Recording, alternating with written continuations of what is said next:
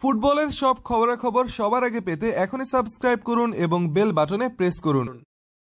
Whisker বিপক্ষে ম্যাচের শুরুতে গোল হজম করার পর দারুণভাবে ঘুরে দাঁড়িয়ে জয় তুলে নিয়েছে রিয়াল মাদ্রিদ। রিয়ালের এই জয়ের মূল নায়ক করিম বেনজেমা এক গোল করার পাশাপাশি সতীর্থকে দিয়ে করিয়েছেন আরও এক গোল।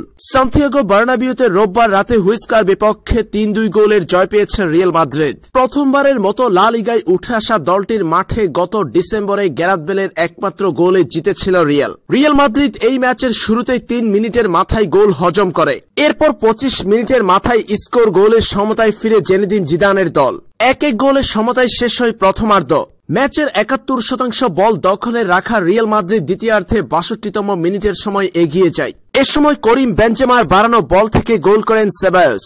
দানি সেবায়োসের গোলে ২-১ ব্যবধানে এগিয়ে যায় রিয়াল মাদ্রিদ। তবে এই এগিয়ে যাওয়া বেশিক্ষণ স্থায়ী হয়নি। ম্যাচের ৭৪তম মিনিটের সমতায় ফিরেছে হুইস্কা। ২-২ গোলের সমতায় চলতে থাকা ম্যাচের নাটকীয়তা রয়ে যায় একেবারেই শেষ মুহূর্তের জন্য। ম্যাচের শেষ মুহূর্তে ৮৯তম মিনিটের সময় ব্রাজিলিয়ান তারকা মার্সেলোর বাড়ানো বল থেকে দলের জয়সূচক গোলটি করেছেন করিম বেনজেমা। আর সেই গোলেই ৩-২ ব্যবধানে জিতে যায় রিয়াল মাদ্রিদ। ২৮ ম্যাচে ১৮ জয় ৩ ড্রয়ে ৫৭ পয়েন্ট নিয়ে তৃতীয় স্থানে আছে রিয়াল।